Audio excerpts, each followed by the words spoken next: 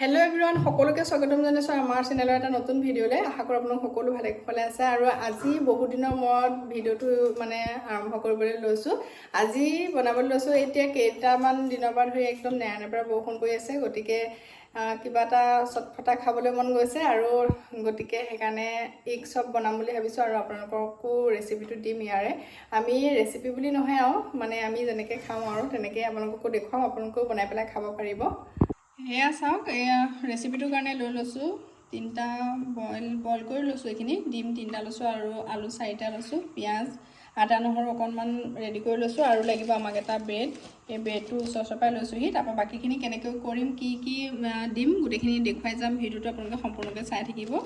এয়া চাওক, এইখিনি দিছোঁ আৰু আলু আৰু ডিমখিনি এতিয়া বইল কৰা হৈ আছে। এতিয়া এয়া চাওক, ধুনীয়াকৈ বাকলিকেইটা গুচাই লোৱা হ'ল। এতিয়া পিঁয়াজটো কাটিবলৈ লৈছোঁ।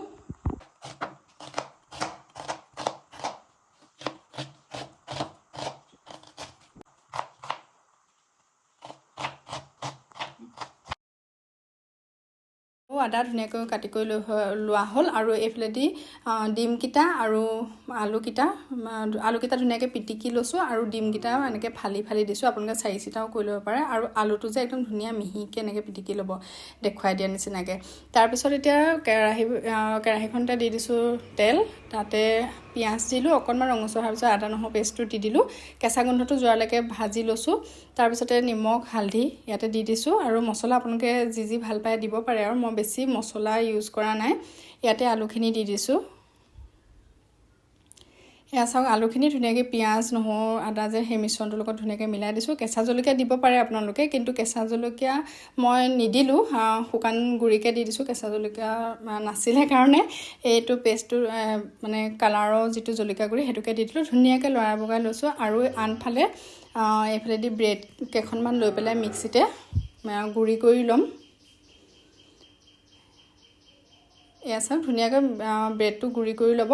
তাৰপিছত এইফালে আনফালে আকৌ আলুখিনি দেখাইছোঁ, চাওকচোন ধুনীয়াকৈ ভাজা হৈ গৈছে। একদম শুকান হৈ যোৱালৈকে ভাজিব লাগে আলুখিনি।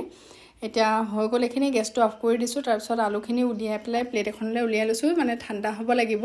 তাৰপিছত এইফালেদি সেয়া ব্ৰেডখিনি ধুনীয়াকৈ মিহিকৈ পিচি লোৱা হৈ গ'ল এইখিনি। আৰু আনফালে এয়া দেখিছেনে, আৰু বেলেগকৈ পেলাই 2টা ডিম এনেকৈ ভাঙি লৈছোঁ বাচন এটাত। ইয়াতে অকণমান নিমখ দিছোঁ সোৱাদ অনুসৰি, দি পেলাই ভালকৈ ফেটি লৈছোঁ। এয়া চাওক, ধুনীয়াকৈ ঘোলটো বনাই ল'লোঁ আৰু গোটেইখিনি বস্তু ৰেডি কৰি লৈছোঁ। এয়া ডিমখিনি, আলুখিনি আৰু এই ফেটি লোৱা ডিম 2টা আৰু এইখিনি ব্ৰেডৰ যিখিনি গুড়া আছিলে সেইখিনি।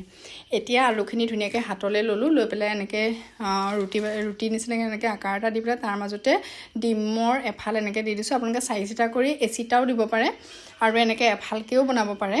এয়া চাওক, ধুনীয়াকৈ ডিমফাল তাৰ ভিতৰত সোমোৱাই আলু দি একদম মেৰিয়াই ভালকৈ একদম আলু দি পেলাই মাজত ডিমটো সোমোৱাই পেলাই আলু দি এনেকৈ লাড়ু এটা বনাই ল'লোঁ। তাৰপিছত সেই ডিমকেইটা যে ঘোল এটা বনাই থৈছিলোঁ তাত দিলোঁ। তাৰপিছত এতিয়া ব্ৰেডৰ যিখিনি যে পিচি পেলাই ৰাখিছিলোঁ সেয়াত দিলোঁ। দি ধুনীয়াকৈ এয়া চাওক, একদম এনেকৈ লগাই পেলাই ল'ব লাগে, তেতিয়া ভাল হয়।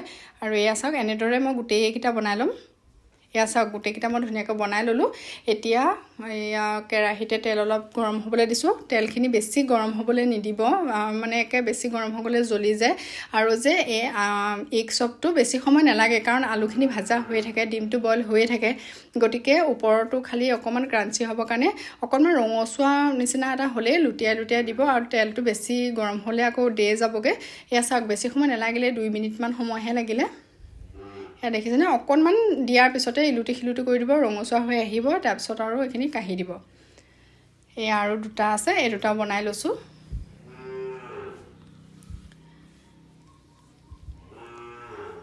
এয়া দেখিছেনে কি ধুনীয়াকৈ ৰঙচুৱা হৈ আহিছে। তাৰপিছত এনেকৈ এবাৰ লুটিয়াই দিছোঁ, বেছি সময় নালাগে, অকণমান সময়হে লাগে। ধুনীয়াকৈ এয়া হৈ গ'ল। চাওকচোন কি ধুনীয়া হৈছে কালাৰটো, দেখিছেনে। এয়া হৈয়ে গৈছে প্ৰায়। এতিয়া এইখিনি কাঢ়ি লৈছোঁ।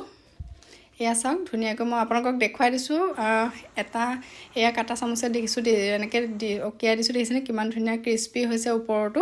আৰু এনেদৰে আপোনালোকে বনাই খাব। এতিয়া বৰষুণৰ বতৰ, একদম কিবা এটা খাবলৈ মন গ'লে জটপট এনেকৈ বনাই ল'ব। আৰু ভিতৰটো চাওকচোন কি ধুনীয়া হৈছে। এটা মই আপোনালোকক কাটি দেখাই দিছোঁ, দেখিছেনে। এনেদৰে আপোনালোকেও বনাই খাব, একেবাৰে সহজ হয়। আপোনালোকে ধুনীয়াকৈ বনাই পেলাই ঘৰৰ সকলোৰে লগত মিলি কৰি খাব পাৰিব।